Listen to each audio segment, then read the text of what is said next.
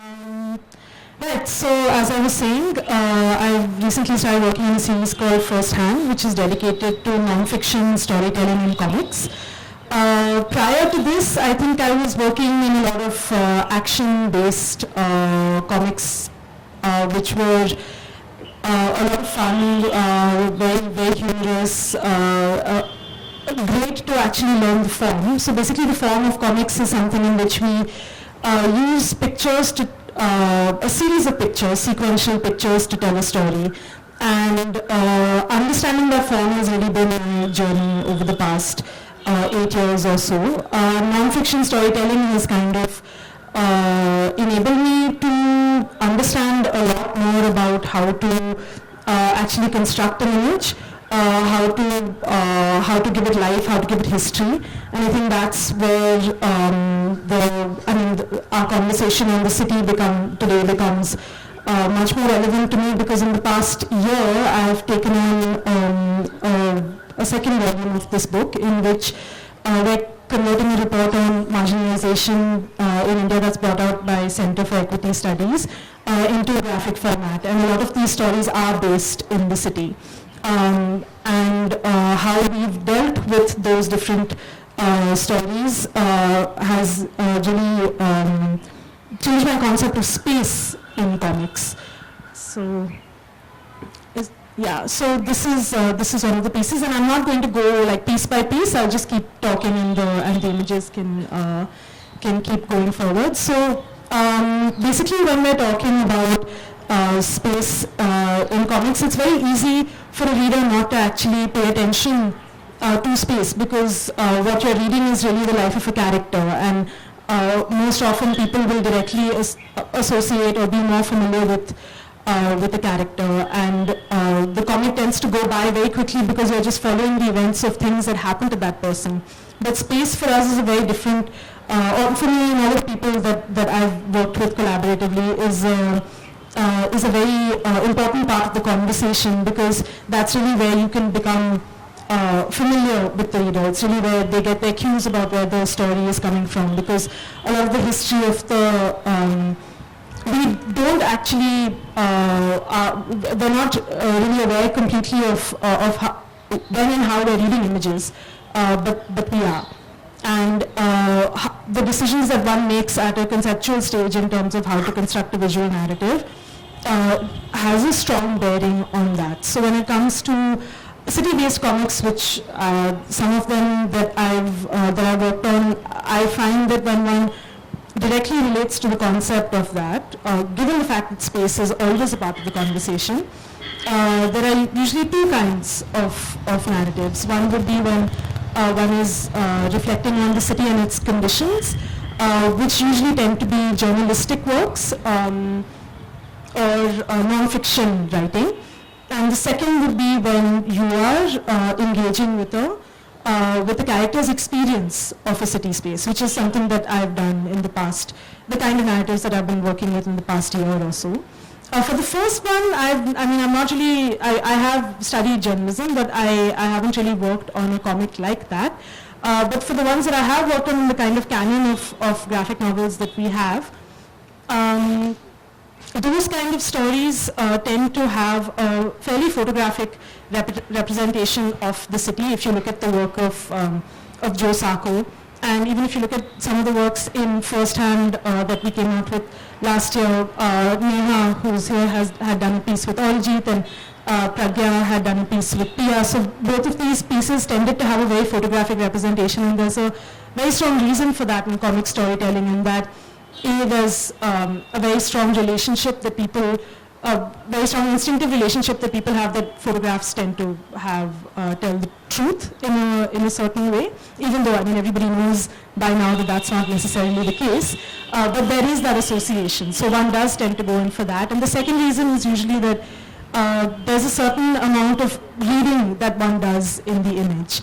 Even if you're not realizing it immediately, you are absorbing all of those details, and you are able to identify that, yes, this is something that I believe could have happened. And those are conditioned responses, but that's how, those are some of the reasons also why we go in for photographic representation in that kind of a narrative. The second one, which tends to be like a fictional version of how characters experience the city, I guess, is or like a person's own subjective experience of that, is where you take on certain aspects of the architecture of the space and you exaggerate them and you play with them to reflect the character's subjective experience. So there's a certain amount of surrealism that also goes into that. So for example, in the work that we're doing right now, we have two comics, one which is on healthcare. The illustrator for that is here, his name is Mohit. I think you saw some of his work in one of the previous slides. And the other one is on a young man who comes to a city in a constant process of construction and experiences healthcare systems. And the other story is on a woman who's kind of thrust into the garment industry. And both of these city spaces are very different, and we've purposely constructed them differently so that even though they may be the same city, the idea that a person experiences it in different ways and that can be visually rendered. Because my primary learning over the past few years is that emotions can be physically manifest in comics. And the way that that is done, I think, is really where the subtlety in the narrative kind of comes. And the truth of the character and his experience kind of comes across. So I think in terms of just loneliness and how one would portray that in a comic narrative would be something that, like I said, the objects become very important. So across panels, the minute differences, for example, if in one of the panels, though unfortunately I don't really have it here right now with me, but if you can see this this one piece where there's a man who's kind of feeling extremely isolated and he's feeling the weight of his daily experience, and this is something that a story that we kind of picked up from an interview where he feels like his reflection is kind of being taken away from him. And in a comic narrative, you can kind of literally show that in a very powerful way. Similarly, one of the other characters, she's departing from her hometown and she's looking out of the train window, and the bars of the window, which would symbolize a kind of a separation, then kind of dissolve across her and become a metaphor for her loneliness. So space and objects become very powerful metaphors, and how you galvanize them over the time and space of pages is really, I think, where the relationship between visual narrative and space becomes very important. So, thank you.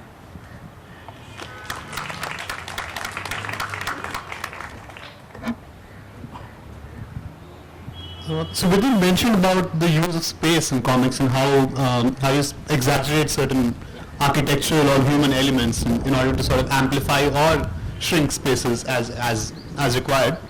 But it's not so straightforward as that, right? Because when you have a conventional understanding of comics, you tend to think that space equal to time in comics because of that old example where a man is running and then you see him with his hands a little more forward, and then the mind sort of completes that motion. Yeah. So in that particular example, space equal to time, but in all comics this is not true, right? I mean, no, a very subtle relationship. Yeah, definitely not. Yeah. For instance, in the full panel page that you showed us, where the buildings are sort of looming and they're sort of closing in on the female protagonist of the strip, what kind of temporality did you have in mind when you were sort of planning that page, and did you want to have a sort of timeless effect in that? I do think so, because I think the focus of that was much more the conversation and not really the motion of the metro, which would otherwise, I mean, if it was about movement and the characters getting from one point to another, then yeah, I would have amplified that motion. But because there was it was much more about giving a sense of highlighting the conversation, and also having, I think, just that snaking feeling of we're talking about the same page, right? We're talking about the same page, right? Yeah. So having that snaking feeling of the metro in which you kind of feel like you're moving through a city in this very winding way, that relationship is what I had in mind.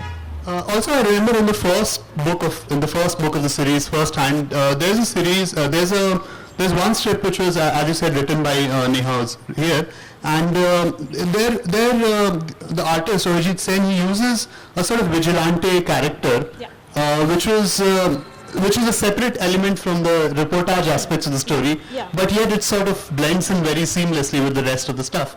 And in one scene, when you see the vigilante actually sort of attacking the police officer for not being proactive enough for the case of a girl who was being abducted, it doesn't seem out of place at all, although it was completely made up. No, it doesn't seem out of place, but that's also on how the character is set up in the narrative, because that moment of transformation where she jumps out of the computer screen, I think is what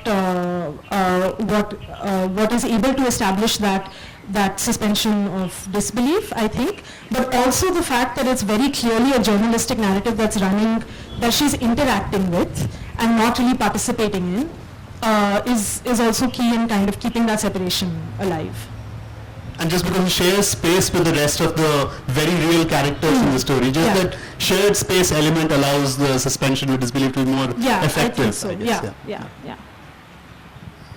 So we'll move on to Tarini Sethi now. She's someone whose illustrations you must have seen on Agents of Ishq. I personally enjoyed them a lot, and not only because they're enjoyable in themselves, but because they sort of fit in very well with some of the themes that the website tries to put across every now and then. It's like body positivity, sex positivity, and these illustrations are so typically suited for this medium that I think we should leave to Tarini to how they fit across both this and how they work in themselves.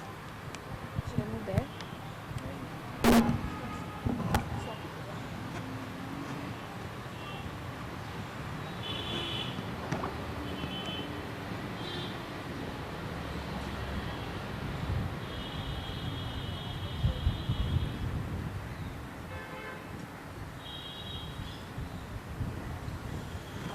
Hi.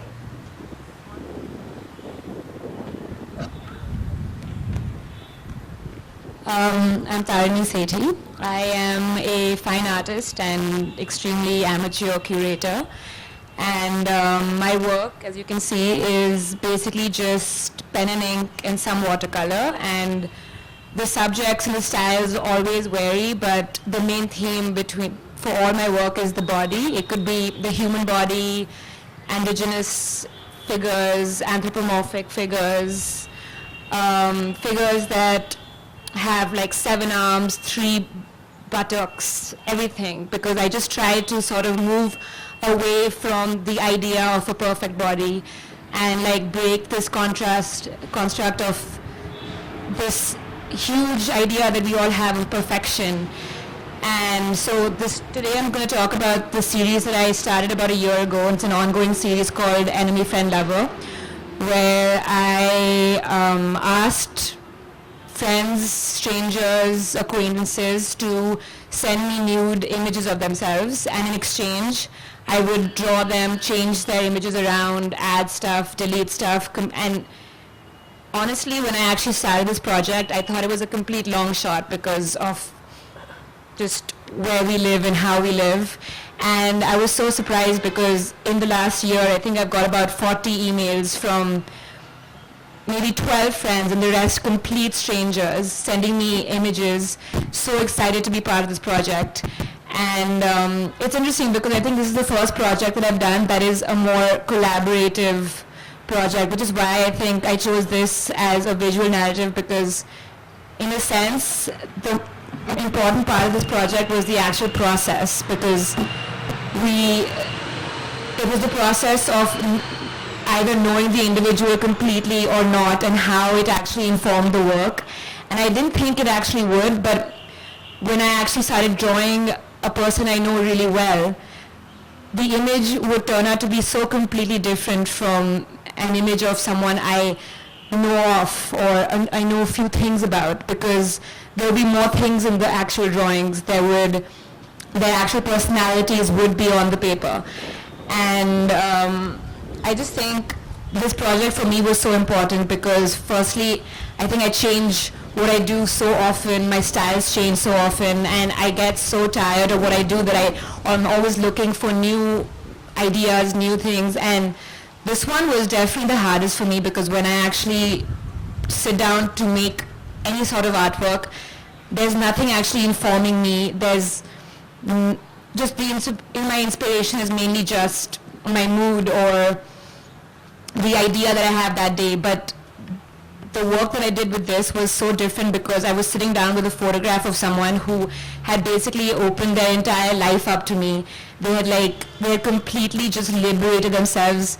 It was just a sense of freedom because they had given me this huge responsibility to completely change them, and they just were okay with me doing anything at all with their bodies. And in the beginning I also told everyone that they had the option to be completely anonymous when I actually did publish these photographs and make them public. And it was strange because every single person wanted people to know who they were.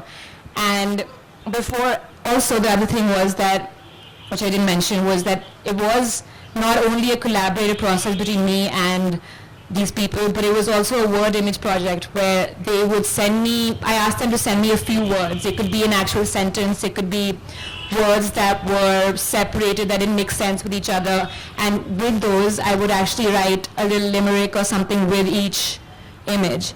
And it was so strange because this whole process, this whole year has been so informative, especially for me because I learned so much about my own practice.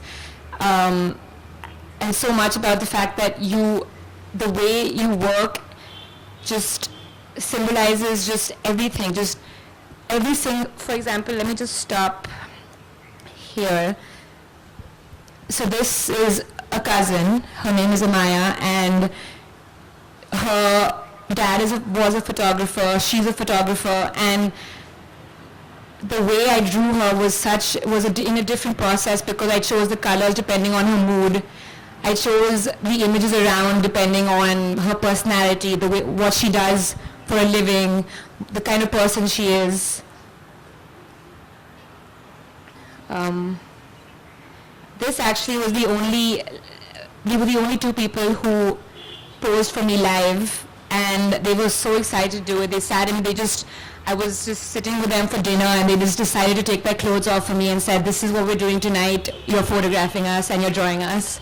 And so I literally just sat there for 3 hours, and they were the most patient models ever, and they just sat with me through this whole process. And later on I of course added things and erased things, but just the idea that, for example, I gave the girl sitting down a penis is because I know this girl, I know her characteristics, I know her personality, and because of that, I knew what to add, what to delete, and afterwards, I think only after I made my first 12 images and I actually published them, I got more strangers who were so excited about this process, especially when I was interviewed by Agents of Ishq. And after that, when I actually started drawing complete strangers, which was my first one, was maybe my 12th image, I realized at the end of the process that it was just, the result was so completely different. You couldn't see her face at all, and this wasn't on purpose. This was an idea that I had at the end, that I realized that this girl looks like a stranger to me, and if someone actually looks at this drawing, I think they'll understand that this girl is a stranger. And I like this whole process of enemy, friend, lover because it just let people go. It just let them say, they just were so free. And I think there were so many people also who, when they actually sent them, we were talking about it when I asked them, hey, this is what I'm doing, you should send me an image. They were so nervous to actually do it, but when they actually sat down, took a photo of themselves and sent them to me, it was so interesting because after that they were so excited to do more projects with me with the nude image especially, and we started talking about other collaborative things we could do. And it's just this idea that the second you actually realize that there are these constructs that you can break, there are these boundaries that you can break, that the body is so important, but you're beautiful, you know. It's this identity, this thing where you're so scared that am I too fat, am I too thin, I'm comparing myself to other people, I can't photograph myself naked, I don't want to be seen in this dress, and suddenly the second you actually just reveal everything, you take all your clothes off, you just have this sense of complete freedom, and this is it was just like the best project I've done because of the kind of responses I got from people and how just they were so excited. I'd never felt this way before, and for me especially, though I've seen my friends naked, I've seen people, I've like drawn nude models, everything, but even for me when I actually got these photographs via email, it took me at least 3 weeks to start the project because I was uncomfortable. Even the sense of comfort slowly started as I started drawing, and I realized that these are just people, these are bodies, they're all fantastic, they're perfect in their own way, and that was just how it led to me to start and finish the project. Thank you. Well, I suppose the obvious question is, I think it would be presumptuous to say most of us, but I think a large number of us are habitually unhappy with our bodies, completely unhappy with our bodies. So I suppose the obvious question is, did you feel any pressure at all while sort of representing these people, some of which were strangers, and you were drawing them according to how you saw them, and you just described the process by which you added a penis to a girl that you knew. It's funny actually, when I actually put this project out there, I actually added a disclaimer saying that if you have seen my work before, you will know that I'm not going to draw you perfectly. I'm not going to make you look exactly how you do look. I'm going to add three breasts to you. I'm going to make you extremely hairy possibly. I'm going to just completely change you around. Yes, you will look a little bit like you, but there will be additions, there will be subtractions, and if you're okay with that, then be open and send me this photo. So I think everyone knew that they were getting what they were getting into, and because of that, everyone was fine with it. Even people they were like, I don't know if I want to be anonymous or not yet, send me the drawing and then I'll see. And I just sent it to them, and they were just so okay with me having changed them around, and I think because they knew what they were getting into, so they were all okay, and therefore there was no actual pressure on me either. So. Also, it strikes me as, whenever you look into the mirror, or when you're looking at a photograph of it, say a fairly garden variety studio shot photograph, where the lights are just in a particular way every single time, it just strikes me that all these images are produced with a very specific purpose in mind. I mean, when you're clicking a picture in the studio, you probably want it for your passport, you want it to show a prospective employer. There is a definite purpose in mind. Do you think that some of the trust that these people gave in you was due to the fact that you had no visible agenda, apart from just sort of doing what your creativity told you to do?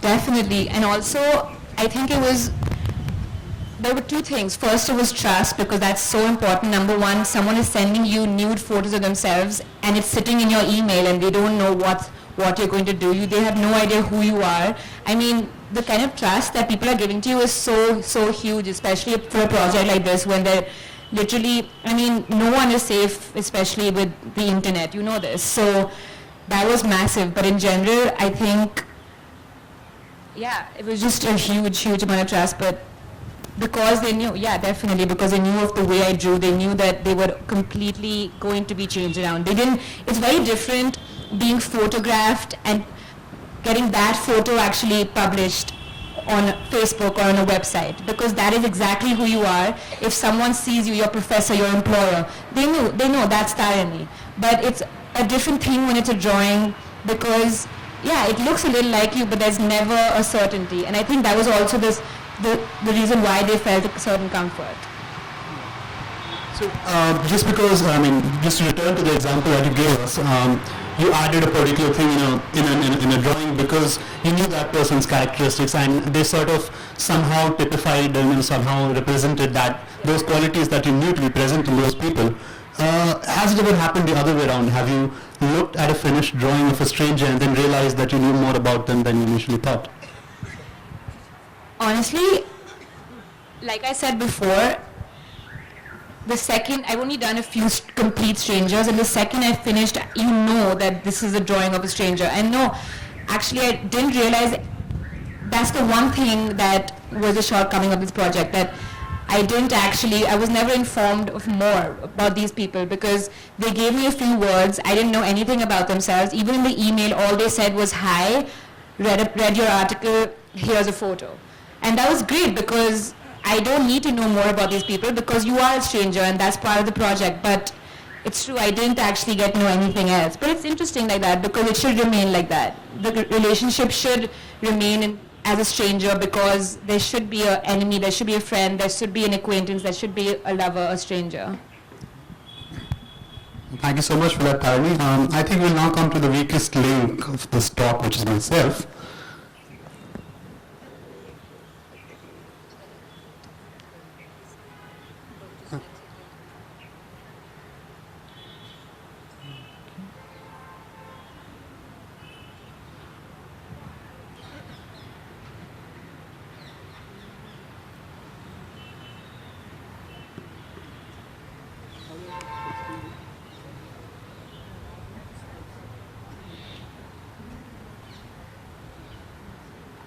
How to look at comics more closely, how to give these work the attention that they deserve, because comics, I feel, are a very unique medium. They're a medium that sort of marry the strengths of text and images, but it goes much beyond that, because as some of what Vidyan discussed earlier, the ways in which we experience space and time is something that comes very, very, very organically in comics, I think.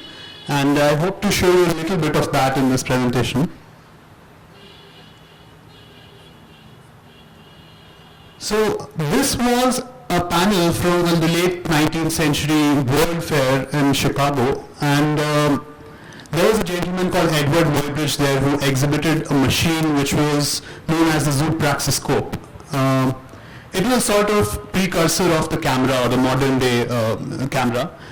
And if you just see there the animal locomotion caption at the bottom, it sort of tries to capture how the mind completes an action when you're shown comic panels in sequence. You don't actually need to see what happened between instant A and instant B.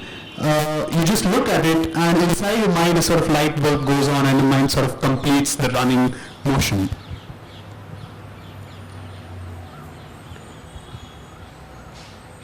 This is a page from a graphic novel called Here by Richard Maguire. If you see the top left-hand corner, it's a little blurry, but the year says something like 1313, or it's set in the 14th century, and the smaller panel towards the bottom left side captures the same exact space 500, 600 years later. 600 years later, that space is now a living room where people are coughing. And 600 years ago, that exact same space was the site of a raging forest fire. Now, can a forest fire which started 600 years ago actually cause you to cough right now?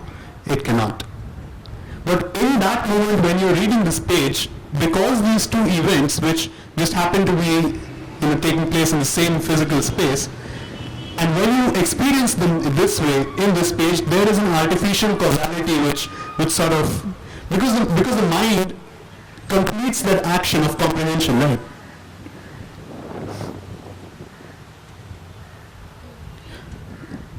So one of the things that I've studied in this book is how Indian comics for the past 20 or 30 years, there is a persistent strain of eco-criticism in a lot of these works.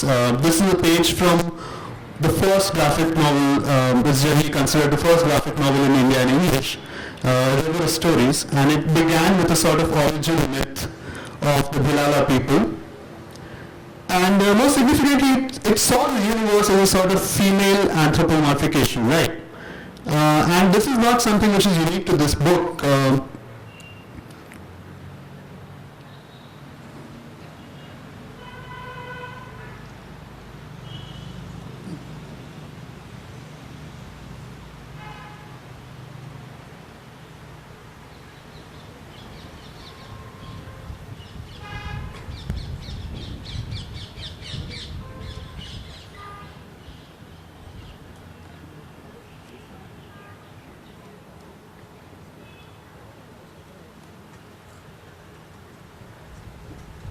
So this is a page from Wood, which is a graphic novel released by Pen in 2009.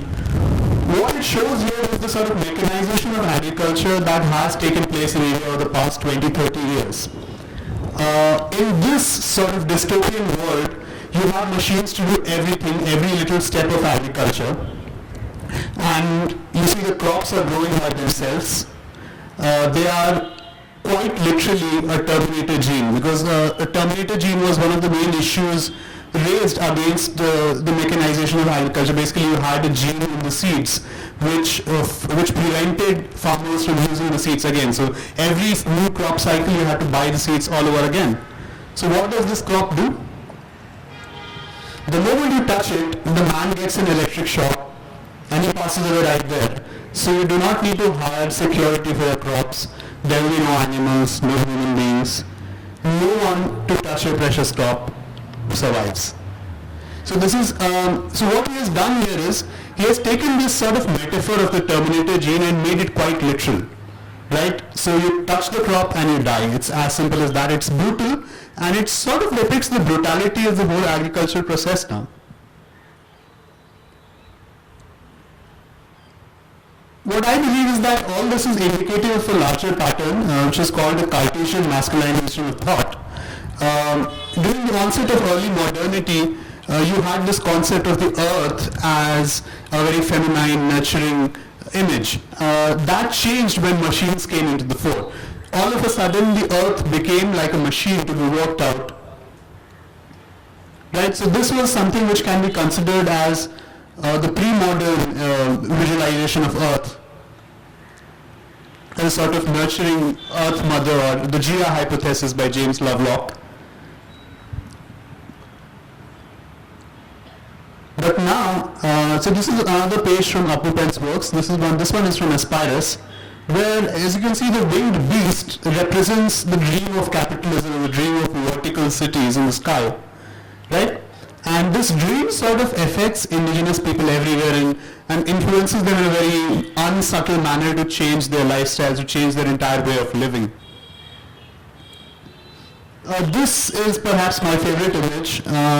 So this shows an indigenous boy who is chasing the winged dream. You can see the top right panel. The winged dream is just out of reach, and he is escaping all that is natural to him. And he is escaping towards an unknown, uncertain future represented by the winged beast. The greatest thing about this panel is that it is divided neatly into 12 equal sized. So this is what is called a democratic page in comics theory, in which every panel has the same size. And if you just look back to what I said earlier about the Cartesian masculinization of thought, you see all these panels, they're very neatly, almost mechanically divided. So it sort of reinforces the notion about our obsession with quantification of everything. We want to measure every single thing.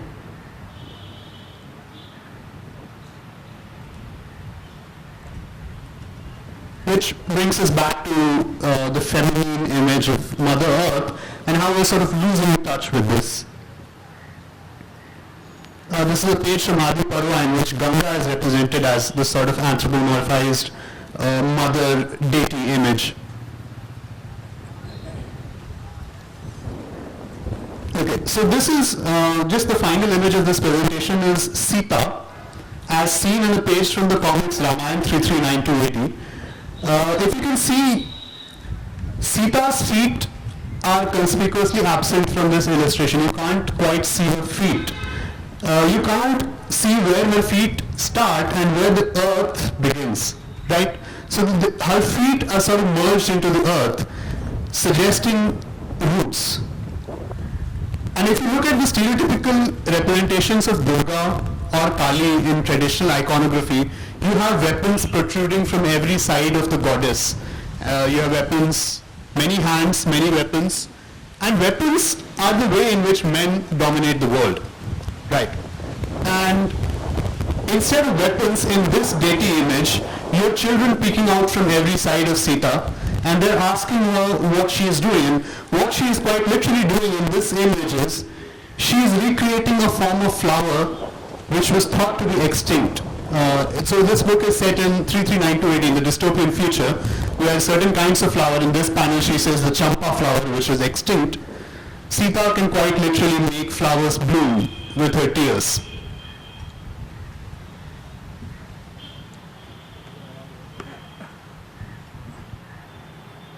I think we're running a little short of time, so I'll wrap it up here and sort of open up for the audience.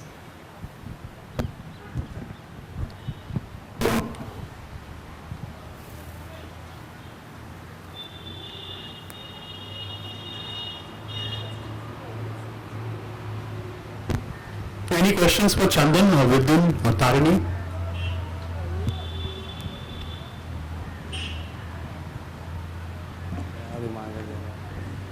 You would like to ask a question, ma'am?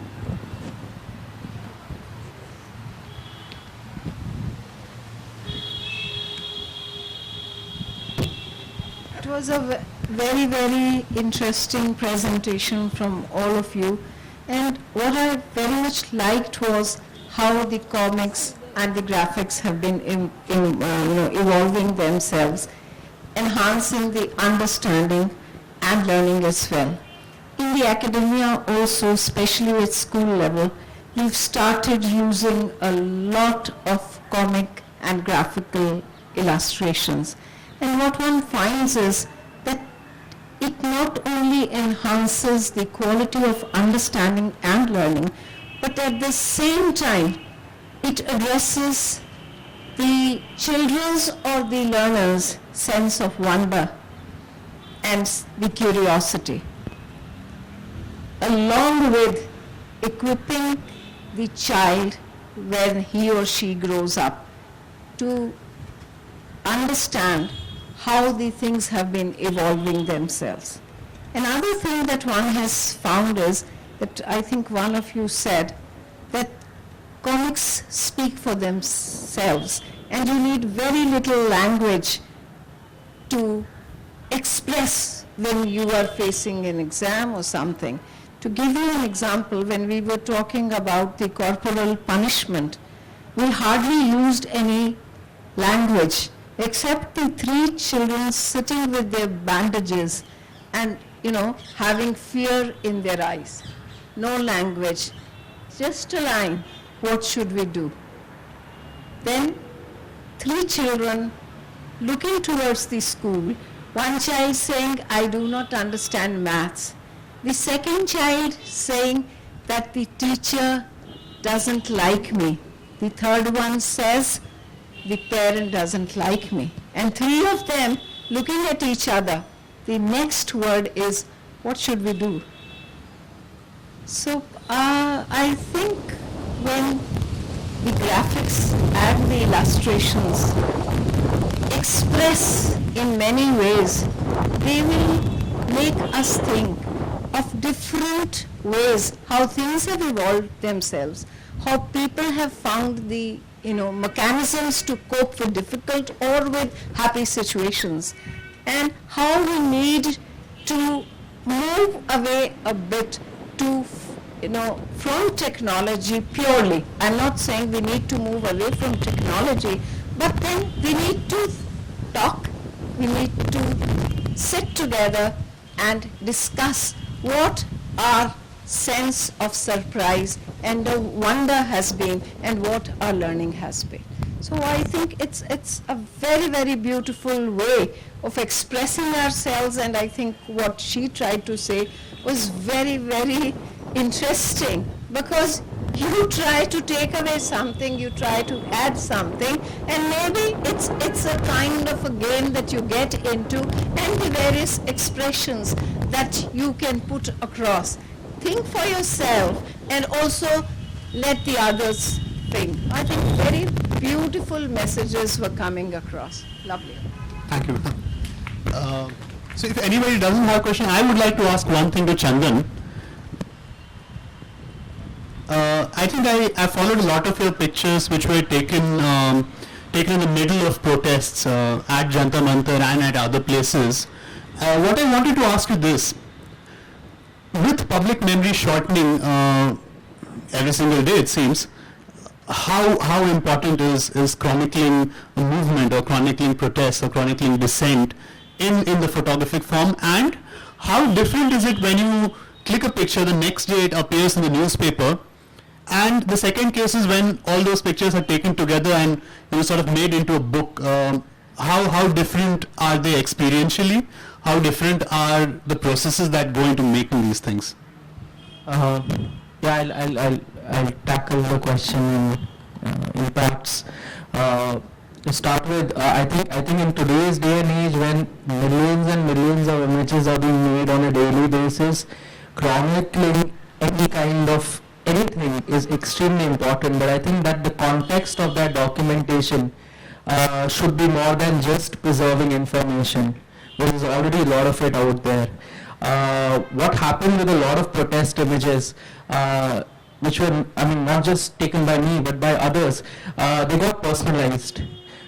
People put in their own experiences of facing tear gas shells or the lathi charge or the water cannons, and that made those images stand the test of time. They were shared extensively on Facebook. They were shared extensively on Twitter, Instagram, and people got connected to not just the photograph, but to the movement in itself. I think it's extremely important. It's extremely important to just chronicle these things as participants, not as photographers or photojournalists, in whichever way you can, using cell phones, cameras, whatever. Coming to how the two images are different, I think when an image comes in, the way you see a photograph in a newspaper these days, it's pretty much it sort of pretty much represents the writing. It is an addition to the writing and does not have an agency of its own, I feel. When I look at statesmen from the 60s and the 70s, they used to give a full page to photographers. They used to sort of concentrate on the image itself, devoid of the text. But right now, I think it just barely complements the text. Hence, all these images, when they come together in a book, I think the impact amplifies, because a book will last. Exhibitions will come and go, newspapers will come and go, magazines will come and go, but a book lasts. In a way, a book stands the test of time. It also tests memory and perception, because what you think of an image right now, you might just feel differently 10 years later. And hence, your experience of that protest or your experience of that moment only, I think, enhances and gets nurtured if the image can be preserved in a book or as an archive. That sort of relies on public memory.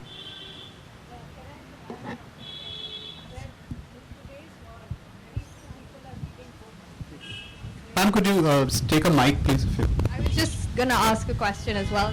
Pass it to you. I think we have time only for just two quick questions. One from ma'am and one from... Yeah.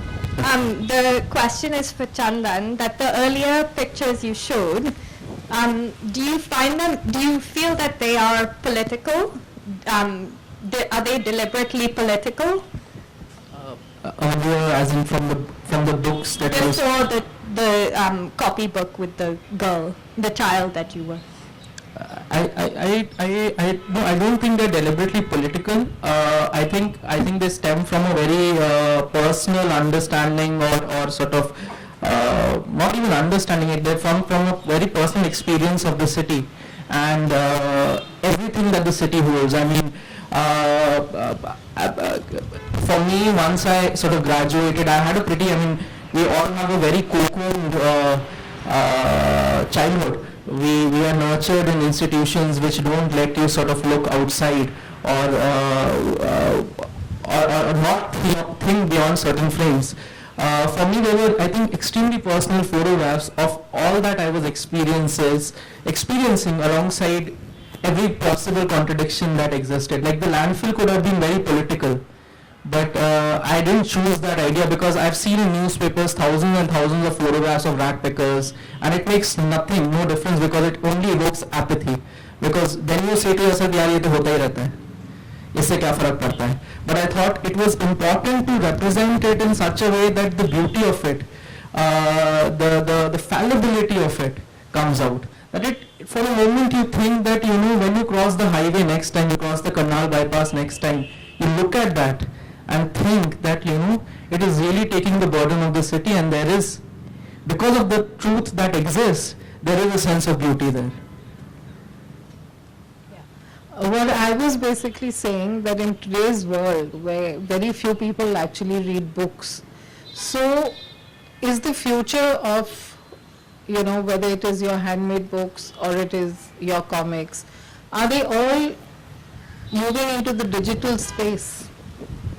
I mean, what is the future today? Because our generation read a lot, but today I don't think kids even look at a newspaper. Would you like to? Time to look into our crystal balls. I mean, this is a big question with comics because it's a format that's based on a printed, it's a printed format originally. So a lot of the language we use is for a book format. So to address the question of digital, I think if it does go digital, it'll be a completely different form entirely. You'd use it completely differently. But I do think that there's value in going digital because there are huge constraints that print places on you, which are becoming increasingly clear to me as time goes by. And if you're just looking at in terms of response to what's happening around you in terms of putting ideas out, then maybe a digital version may even be desirable, even though we hold a lot of nostalgia for print. Yeah, I think, see, my feelings toward is are both positive and negative. I mean, I think digital is a way. I mean, you can read a book. If you can have an e-version of the books, it's not a bad idea to experience art like that. It reduces the cost and everything, and also accessibility. There is accessibility. Having said that, I feel that the print will never run out. It will always stay. It will stand the test of time, because the moment you pick up a book, you physically feel it. You invest in it. Automatically your memories get attached to it, and once that happens, there is no way an object can die. That is impossible to happen. In our homes, like, look at objects that are of no use to us, but we still preserve them, and that's I think that's the agency of memory, and that's why it's so much more important in these times and days. Yeah. Thank you so much for being able to make it here, and thank you so much, Tarini, Chandan, Vidyan.